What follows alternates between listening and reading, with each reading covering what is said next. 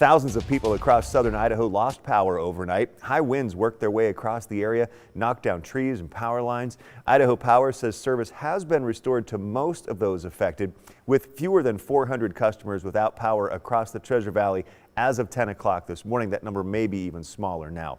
The National Weather Service, get this, says wind gusts of up to 61 miles per hour were recorded at the Boise airport, while Twin Falls saw 70-mile-per-hour gusts. Take a look at this photo from one of our Idaho weather watchers. Peggy Orcutt says early this morning, a surprise in our mountain home backyard. Our beautiful 24-year-old blue spruce gone. So sad.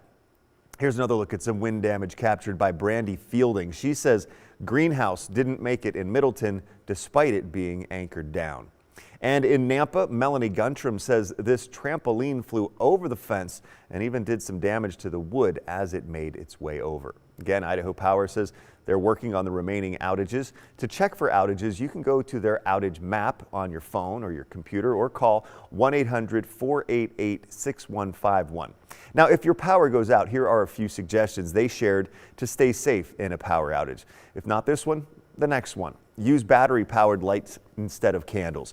Don't use a generator inside. If you see a downed power line, stay at least 100 feet back and report it to the number on your screen.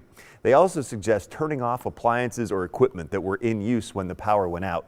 They say to leave one light switch on so that when the power comes back on, you know it. You can sign up for alerts of outages at your home through your account portal online. And if you spot some damage as you're out and about today, text us pictures of that to 208-321-5614. Well, Larry, as I mentioned, gusts up to 61 miles per hour at the Boise airport and 70 in Twin. Yeah, exactly. And several other spots were around 59 to 60 miles per hour too. But keep this in mind. Hurricane winds start at 75 miles per hour. So anytime you've got straight line winds, now hurricane winds are large rotating winds, and of course tornadoes can also get very strong and have a lot of winds like that. But straight line winds come in gusts, and those are the ones that can just come through and the wind is already strong and they just have this huge gust. And that's why it can cause so much damage in isolated areas because of the way that it comes down around the terrain. Now I'm going to show you a little bit more of that in a few moments to give you a better perspective of even what happens with the wind on a normal basis. With the stronger gusts, of course, it's amplified. What we're looking at right now is 41 degrees is all for the Boise area. Twin Falls is at 35. Everybody else is still seeing some freezing temperatures for the higher elevations. Now here's what we've got with our live storm tracker. We still have, and this has been upgraded now, it's a wind advisory now for the Treasure Valley and portions of the Magic Valley. Other parts of the Magic Valley, the areas that are in kind of the gold color, that is going to be a high wind warning. This still goes until 4 o'clock this afternoon. The wind advisory until 3. It's not going to end completely with the winds, but they will start to die down at that point. So what we're looking at, of course, are some of these winds as they come through. And again, we're going to discuss how, as it moves around through the terrain, how that can amplify and why some areas still remain in that higher wind warning time.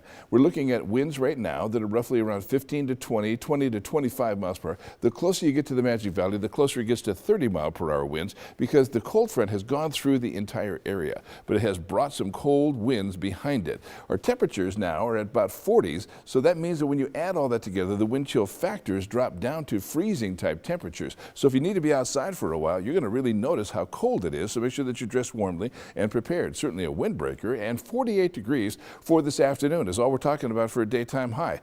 Compare that to 75 degrees from yesterday, so quite the drop in temperatures within just one day for a daytime high. After that, we're going to be looking at a little bit cooler temperatures for a couple more days, but then things start to warm. And in fact, we're going to warm right back up into the upper 70s by the time we get to the weekend, which of course is your Easter Sunday weekend. I have details about all of that and more coming up.